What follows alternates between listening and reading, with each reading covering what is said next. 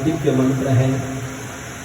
अर्थात हरि के सिवाय जिनकी कोई गति नहीं है, जो हमेशा मनसा वाचा कर्मणा सब इंद्रियों के द्वारा भगवान परब्रह्म परमात्मा को हरि को ही समर्पित है, ऐसे सनकादिक ऋषि वो भी जो है उनका मंत्र यही है। मंत्र जपते हैं, भगवान का सुमरण करते हैं, सुमरण करते करते ध्यान हो जाता है, ध्यान के बाद समाधि हो जाती है। क्या हो जाती है? सुमरण करने से, चिंतन करने से, जप करने से धीरे धीरे धीरे वो ध्यान में बदल जाता है और समाधि हो जाती है। समाधि लगाने वाले सबसे बड़े बड़े महापुरुष को आप लोग जानते हैं, शिव जी की समाधि लग जाती है, तो ऐसे थोड़ी लगती है। जप करने से, सुमरण करने से, ध्यान करने से समाधिस्थ हो जाती है। सनकादिक ऋषि भी जब इस मंत्र को जपते हैं, भगवान का ध्यान करते हैं, तो समाधिस्थ हो जाते हैं। और जब समाधि खुलती है तो समाधि खुलते फिर सत्संग की इच्छा होती है। क्या इच्छा होती है? भगवान, अरे जो भगवान के भक्त हैं वो भगवान के गुणगान सुने बिना रह नहीं सकते, वो रसिक हो जाते हैं। जैसे विषयी आदमी विषय लंपट होकर के कुछ भी कर बैठता है, वैसे ही जिसको भागवत कथा में रस आ गया वो सब काम छोड़ करके कहाँ कथा हो रही दौड़ दौड़ कर चले जाता है। तो ऐसा रसिक और भावुक लोगों के लिए श्रीमद् भागवत कथा है। तो कहते हैं कि उनको फिर जब चर्चा करने लगते हैं, भगवान के सत्संग करने लगते हैं, तो बोले उन सब लोगों के मन में इच्छा थी कि सत्संग करें। तब तक नारद जी का वहाँ पहुँचना और नारद जी का जो है उनको दर्शन होता है, उनको नारद जी का दर्शन होता है। अभी दोनों जो है भगवान के अवतार है। कई बार लोग नारद जी का, आजकल कथाकार लोग जो है नारद जी की भी हंसी उड़ा लेते हैं। अरे उनकी हंसी जो साक्षात परमात्मा के स्वरूप है, जिनका एक ही काम है कि भक्तों को परमात्मा से मिलाना। क्या काम है? और उनको लोग जो है ऐसे घसीटते हैं कि निंदा चुगली करने वालों में उनका नाम लेते हैं। नारद जी ने कभी किसी की निंदा चुगली नहीं की। नारद जी का तो मनसा वाचा कर्मणा एक ही कर्तव्य है कि जैसे भी हो उसको भगवान में लगा देना, भगवान की प्राप्ति करवा देना। नारद जी की इसीलिए विशेष है, उनका कर्म सत्कर्म विशेष है, वो भक्तों को भगवान से मिलाने का कार्य करते हैं। तो नारद जी पहुंच गए विशालापुरी में। एक ना विशाला है, विशाला मतलब बद्रीनाथ, विशालापुरी। वहाँ पहुँचते हैं और वहाँ पहुँचकर जब जो है दर्शन होता है, सनक सनंदन सनातन सनत कुमार भी अभी जो है समाधि से उठे और नारद जी भी वहाँ पहुँचते हैं। तो नारद जी उनको प्रणाम करते हैं और सनकादिक ऋषि उनको प्रणाम करते हैं। जो भी महात्मा लोग हैं, जब कोई जो है आपको प्रणाम करता है तो भाई उसके अंदर भी भगवान का वास हो, उसको भी हाथ जोड़ दो, तो क्या बुरी बात है? आशीर्वाद देने लायक तो परमात्मा है, लेकिन हाथ जोड़ना ये विनम्रता है। अर्थात उसके अंतःकरण में भी परमात्मा है, परमात्मा के सिवाय कहीं किसी दूसरा वस्तु नहीं है। इसलिए नारद जी प्रणाम कर रहे हैं सनकादिक ऋषि को, सनकादिक नारद जी को प्रणाम कर रहे हैं। अब जो बड़े बड़े ऋषि मुनि लोग हैं जो 24 घंटे भजन में रहते हैं, उनको पूछना नहीं पड़ता कि आपकी क्या हालत है। जैसे आप लोग कभी भी जो है किसी संत महापुरुषों के पास जाते तो वहाँ जाकर अपना रोना प्रारंभ कर देते हो, हमारा ये है फलाना है ढंकना करें, कि सब कुछ बोलने की जरूरत है नहीं पड़ती। वो अंतर्यामी हो तो सब कुछ जानते हैं, सनकादिक ऋषि तो जानते हैं। और उन्होंने वो देख लिया और पूछा, कथम ब्रह्मण्य दीनम कहा चिंता कुरु भवान त्वरितम गम्यते पुत्र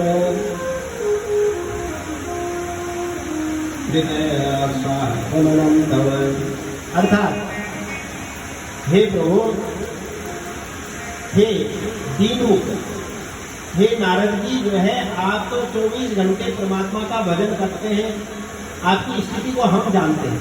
जो 24 घंटे भगवान का भजन करेगा उसके अंतःकरण में दीनता कहाँ से आएगी? उसके मन में तो कभी दीनता आ नहीं सकती। इसलिए जो है आपका मुख जो है दीनता भरा हुआ है। ऐसा लग रहा है कि जैसे किसी कंजूस को बहुत सारा धन मिल जाए और फिर अचानक वो धन खो जाए, तो वो धन खोने पर जैसा दुखी होता है वैसे ही आपके चेहरे पर हमको दुख दिख रहा है। कुछ चिंता करो भगवान, परितम कम गते पुत्र कुतस्का गमनम तव। अर्थात इस समय आप जो है ऐसे जो है व्याकुल से होकर, ऐसे जैसे किसी का बहुत सारा धन खो गया हो, जैसी उसकी स्थिति होती है, दीनता होती है, ऐसे आपके चेहरे पर दीनता क्यों दिखती है?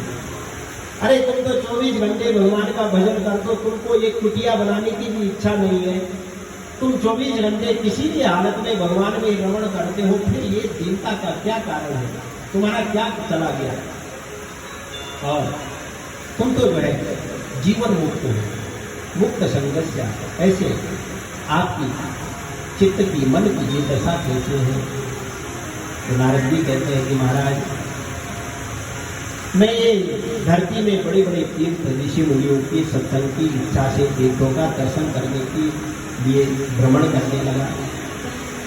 और जब मैं भ्रमण में निकला तो बोले कलयुग का समय आ गया था। कौन सा समय आ गया था?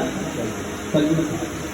मैंने भ्रमण करते हुए क्या देखा? बोले मैं पुष्कर से लेकर जो है बद्रीनाथ से, केदारनाथ से, श्वेतवंद, रामेश्वरम से, काशी विश्वनाथ आदि सारे नासिक जितने भी तीर्थ है मैंने सब जगह भ्रमण किया, दर्शन किया।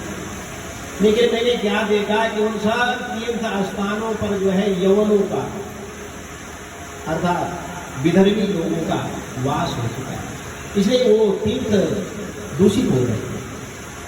देखो आप लोग जब जो है 3 धाम की यात्रा पे जाते हो, 4 धाम की यात्रा पे जाते हैं, तो सब लोग हमको एक ही जो है कष्ट सुनाते हैं कि महाराज कहाँ तीर्थ जो है वहाँ बड़ी हालत खराब है, वहाँ तो फलाना तंग करता है, मंदिर में दर्शन करने हो तो वहाँ तो जो है फीस मांगी जाती है, और जो ज़्यादा दक्षिणा देते हैं उनको जल्दी दर्शन हो जाता है। अनेक प्रकार के जो है वो सब सुनाते हैं। तो नारद जी ने वो सब कुछ सुनाया कि बोले ये तीर्थों की ऐसी दशा क्यों हुई? ऐसी दशा इसलिए कि यहाँ विधर्मी नहीं है। विधर्मी का मतलब खाली ये नहीं कि मुसलमान रहने लगे, ईसाई रहने लगे। अरे जो धर्म पर नहीं चल रहे वो सब विधर्मी ही है। एक बार कल्पना करो आप लोग कि हरिद्वार जैसे और काशी जैसे ऐसे तीर्थों में जहाँ संत ही संत रहते हो, भजन करने वाले मस्त, तब यहाँ की क्या दशा होगी? और जब यहाँ जो है वो बैंड बाजा बजते हैं और जो है फटर फटर दीन दुनियावी प्रपंच होता है, तो तब वहाँ कहाँ हरिद्वार के दर्शन होते हैं? तो विधर्मी धर्म के विरुद्ध जो है वो तीर्थ स्थानों में ये सब आचरण देखा, उन्होंने पाखंडवाद देखा, ढोंग देखा। ये सब देख करके नारद जी बहुत दुखी हुए। अरे सती हुए जिन तीर्थों की ऐसी महिमा थी, जहाँ सत्संग होता था, भजन होता था, दान होता था, धर्म होता था, उन तीर्थों में अब सब गड़बड़ होने लगा। दुखी हुए। अब बोले वो तीर्थों का दर्शन करते हुए मैंने क्या देखा कि जो जगत गुरु ब्राह्मण, सारे जगत के गुरु कौन है? ब्राह्मण। अरे ब्राह्मण वेदों का शास्त्र जो भी ज्ञान ध्यान सुनाते थे हमको ब्राह्मण ही तो सुनाते थे। ऋषि मुनियों से लेकर ब्रह्मा जी से लेकर ये सब ब्राह्मण जो है, अर्थात जो हमें ब्रह्म ज्ञान कराते थे, ब्रह्म में रमण करते थे, तो बोले वो ब्राह्मण जो है भ्रष्ट हो गए हैं। ऐसे भ्रष्ट हो गए। ज्यादा निंदा चुगली नहीं करनी चाहिए भाई। ब्राह्मणों के 6 कर्म होते हैं। पहले तो विद्या पढ़ना और विद्या पढ़ाना। ब्राह्मणों का कर्तव्य है वेद, शास्त्र, उपनिषद, दर्शन आदि इन सब का ज्ञान प्राप्त करना। अब जिनको इन सब का ज्ञान प्राप्त होगा तभी तो वो लोगों को कुछ सुनाएंगे। जब ज्ञान ही प्राप्त नहीं किया तो कहाँ से सुनाएंगे? अब जो ब्राह्मण न वेद पढ़ता, न शास्त्र पढ़ता, न जो है ज्ञान ध्यान नहीं सीखता, तो फिर वो क्या करेगा? आप सब लोगों को पता है कलयुग में ब्राह्मणों को क्या क्या करना पड़ रहा है। कहीं जूते बिक्री करना पड़ रहा है, कहीं ठेले लगाने पड़ रहे हैं, और कहीं कहीं तो साफ सफाई का भी काम करना पड़ रहा है। आज ब्राह्मणों की ये दशा क्यों है? केवल इस कारण से है कि वेद शास्त्र जो पढ़ने चाहिए थे, जो हम लोगों को गुरु लोगों की शरण में जाकर जो हमारी गुरुकुल प्रथा थी उसमें रहते थे, ये सब घटनाएं घटने वाली नहीं थी। ब्राह्मणों ने विद्या अध्ययन करना, वेद पढ़ना छोड़ दिया, इसलिए जो है वो ब्राह्मणों की गति बिगड़ गई। क्षत्रियों को देखा, क्षत्रियों का एक ही तो धर्म था कि धर्म की रक्षा करना, धर्म की रक्षा करने के लिए क्षत्रिय जीते थे। लेकिन बोले कलयुग में क्या देखा कि वो क्षत्रिय आपस में ही जो है सत्ता भोगने के लिए, सांसारिक सुख भोग विलास भोगने के लिए अपने ही भाइयों के कान खींचते रहते हैं, ऊट पटांग कर्म करते हैं, विलासी हो गए। अगर हमारे क्षत्रिय लोग जो है सब एकजुट होते तो भारत में जो है कभी मुसलमान नहीं आ सकते थे, हमारे देश में कभी ईसाई नहीं आ सकते थे। और अभी वो दिन दूर नहीं है कि जब जो है 10, 15, 20 साल में आपको सुनने को मिलेगा कि पूरे भारत में फिर से जो है मुसलमानों का गुलाम हो गया। क्यों? क्योंकि जो है आप सब लोग जो है जब धर्म पर नहीं चलेंगे, धर्म चिल्लाते रहेंगे लेकिन धर्म का आचरण में पालन नहीं करेंगे तो निश्चित रूप से एक दिन गुलाम हो जाएंगे। आज भी देखो, अरे राम मंदिर बनाने वाले जो है वो हार जाते हैं और जो आतंकवाद फैला रहे हैं वो जीत जाते हैं। ये किसकी महिमा है? यही तो कलयुग की महिमा है। तो नारद जी ने कहा कि देखो क्षत्रियों को भी मैंने भ्रष्ट देखा, इनका काम केवल धर्म की रक्षा करना। क्षत्रिय धर्म को बताने के लिए भगवान राम और कृष्ण ने कैसे कैसे कर्म दिए, कैसे कष्ट दुख संकट झेले। लेकिन यहाँ कलयुग के क्षत्रियों की दशा वैश्य, वैसे मतलब व्यापार करने वाला, जातिवाद से मतलब नहीं है, व्यापार करने वाले संसार के कल्याण के लिए व्यापार को अपनाते थे। लेकिन बोले अब वो जो है केवल मैं और मेरा परिवार सुखी रहे और बाकी किसी कुछ लेना देना नहीं है, उनकी ऐसी दशा हो गई। जो शूद्र है, शूद्र का मतलब है कि शूद्र का एक ही कर्तव्य है कि जो धर्म का पालन करने, धर्म का आचरण करते हैं और धर्म के लिए वो सेवा करते हैं। क्या करते हैं?